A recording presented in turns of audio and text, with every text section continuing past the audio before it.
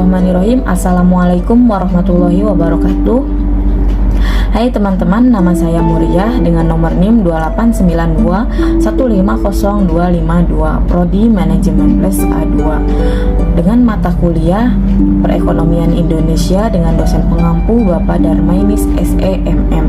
Sini saya akan membahas topik tentang globalisasi ekonomi dan pengaruhnya terhadap perekonomian Indonesia guna untuk tugas ujian akhir semester 2. Pengertian globalisasi ekonomi. Kamus Besar Bahasa Indonesia atau KBBI mendefinisikan globalisasi sebagai proses masuknya ke ruang lingkup dunia. Dalam bahasa yang lebih singkat, serapan dari kosakata bahasa Inggris globalization ini dapat pula diartikan sebagai mendunia. Secara harfiah, globalisasi dapat diartikan sebagai proses suatu hal jadi mendunia. Hal di sini dapat berupa teknologi, pemikiran, informasi, dan gaya hidup masyarakat. Menurut Profesor Selo Sumarjian, seorang profesor di bidang sosiologi, globalisasi merupakan sebuah proses terbangunnya sistem organisasi dan komunikasi di antara masyarakat dunia untuk menuruti sistem dan beragam kaidah yang sama. Ada beberapa ciri khas dari globalisasi ekonomi, yaitu teknologi berkembang demikian pesat, bahkan melintas ruang dan waktu. Eksistensi dari produk teknologi seperti satelit, televisi, handphone, dan terutama internet. Masalah global yang menyedot perhatian seluruh dunia pun meningkat instansinya. Sebagai contoh, krisis yang bersifat multinasional, regulasi wilayah, serta yang paling banyak diperhatikan saat ini adalah mengenai lingkungan hidup. Dan munculnya ketergantungan pada produksi ekonomi dan pasar di negara-negara dunia yang diakibatkan oleh perdagangan global. Dan yang selanjutnya, terjadinya interaksi yang bersifat kultural dan melintasi budaya antar warga dunia yang menyoal beragam hal baru. Bentuk nyata globalisasi ekonomi, yaitu yang pertama, globalisasi produksi. Bentuk globalisasi produksi adalah adanya satu atau lebih perusahaan yang mendirikan pabrik di banyak negara. Hal ini dilakukan dengan tujuan untuk meminimalkan biaya produksi. Dan yang kedua, globalisasi pembiayaan. Globalisasi produksi dapat dilakukan karena adanya globalisasi pembiayaan, yaitu fasilitas pinjaman yang bisa didapatkan oleh perusahaan berkelas internasional di seluruh negara di dunia.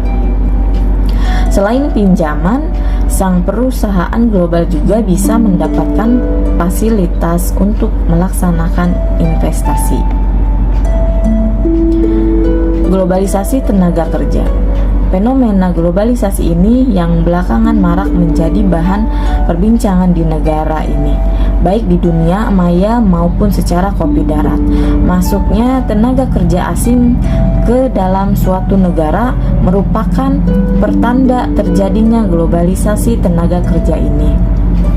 Kemudian, globalisasi jaringan informasi. Fenomena borderless world tampak nyata pada globalisasi jaringan informasi ini. Masyarakat dimanapun saat ini dapat secara cepat, mudah, dan murah mengakses informasi dari seluruh dunia. Kemajuan teknologi disinyalir menjadi penyebab utama dari munculnya fenomena ini, terutama teknologi komunikasi dan informasi.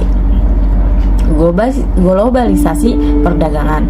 Fenomena ini menjadi pamungkas dari bentuk globalisasi ekonomi. Globalisasi perdagangan diwujudkan dengan adanya tarif yang seragam. Hal ini dilakukan agar perdagangan global menjadi makin cepat, adil, tetapi sekaligus lekat persaingannya. Pengaruh dan dampak globalisasi ekonomi pada suatu negara. Dampak positif globalisasi ekonomi. Globalisasi ekonomi mampu menstimulus tumbuhnya perekonomian di negara tujuan yang mayoritas adalah negara berkembang. Negeri kita pun turut merasakannya. Globalisasi ekonomi membuat lebih terbukanya mekanisme dan kesempatan investasi di kancah internasional.